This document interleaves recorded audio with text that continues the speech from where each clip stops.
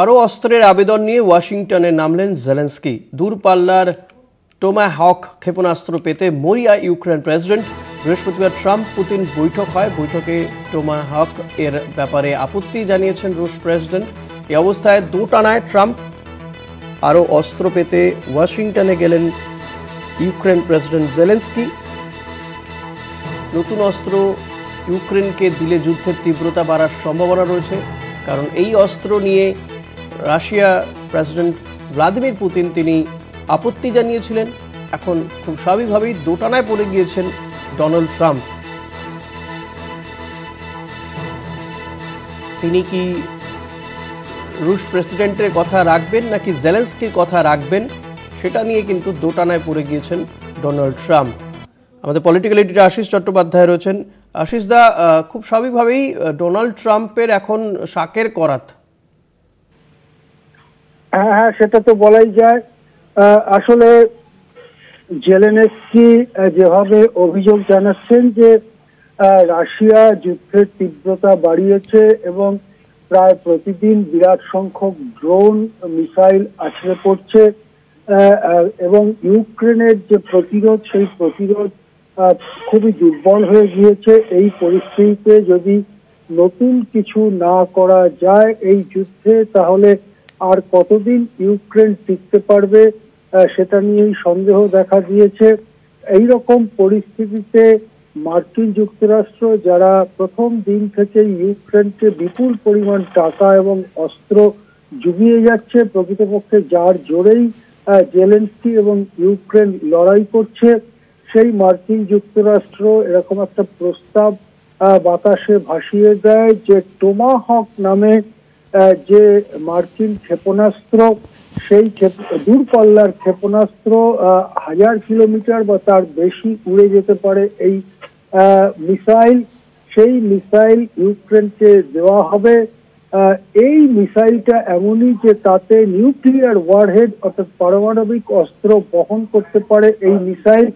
সুতরাং এই মিসাইল পারমাণবিক অস্ত্র নিয়ে রাশিয়ার অনেক ভেতরে গিয়ে আছড়ে পড়তে পারে, সেক্ষেত্রে পারমাণবিক অস্ত্র দিয়ে আঘাত করতে পারবে ইউক্রেন। এইরকম একটা পরিস্থিতির মধ্যে দাঁড়িয়ে রাশিয়া জানিয়ে দেয় যে ইউক্রেনকে টোমাহক ক্ষেপণাস্ত্র দেওয়ার অর্থ হচ্ছে রাশিয়ার বিরুদ্ধে পারমাণবিক যুদ্ধের সম্ভাবনাকেই খুঁচিয়ে দেওয়া।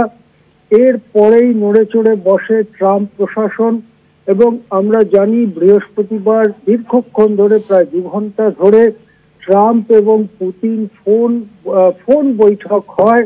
সেখানে আবার পুতিন স্পষ্ট করে জানিয়ে দেন যে টোমাহকের মতো অতি উন্নত মিসাইল ইউক্রেনকে দেবার তীব্র বিরোধিতা করছে রাশিয়া এবং সেক্ষেত্রে ইউক্রেনকে এই ধরনের অস্ত্র দেওয়ার অর্থ আমেরিকা সরাসরি যুদ্ধে জড়িয়ে পড়লো, সেই রকম সম্ভাবনা তৈরি হওয়া।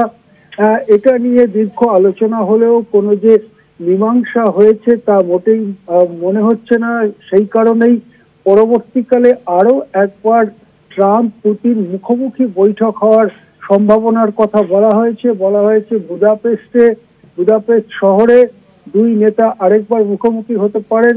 আমাদের মনে পড়বে যে কয়েক সপ্তাহ আগে আলাস্কাতে ট্রাম্প পুতিন মুখোমুখি বৈঠক হয়েছিল। এখন এই পরিস্থিতিতে পূর্ব নির্ধারিত সূচি অনুযায়ী জেলেনস্কি ওয়াশিংটনে নেমেছেন। জেলেনস্কির মূল দাবি হচ্ছে আরো অস্ত্র চাই, আরো টাকা চাই, কিন্তু ট্রাম্প দেখছেন যে যদি এত অস্ত্র এবং টাকা নতুন করে ইউক্রেনকে দেওয়া হয়, তাহলে পুতিনের যা মনোভাব তাতে আমেরিকা সরাসরি যুদ্ধে জড়িয়ে পড়তে পারে।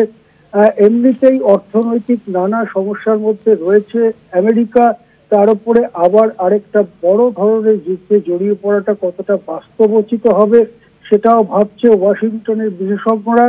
আবার ইউক্রেনকে নতুন ভয়ঙ্কর অস্ত্র দেওয়ার জন্য ন্যাটোভুক্ত দেশগুলো চাপ দিচ্ছে আমেরিকাকে। এই পরিস্থিতিতে ওয়াশিংটন এখনো মনস্থির করতে পারেনি টোমাহক দেবে নাকি টোমাহক দেবে না। সুতরাং টোমাহক দেওয়া নিয়ে একটা বড় সড় আন্তর্জাতিক উত্তেজনা উদ্ভব হয়েছে। সেই জিনিসের কিভাবে শেষ হয় এই উত্তেজনা বা এই পরিস্থিতি, সেদিকেই আমাদের নজর থাকবে। ধন্যবাদ আশিস দা, কথা বলছিলাম আমাদের পলিটিক্যাল এডিটর আশিস চট্টোপাধ্যায়ের সঙ্গে।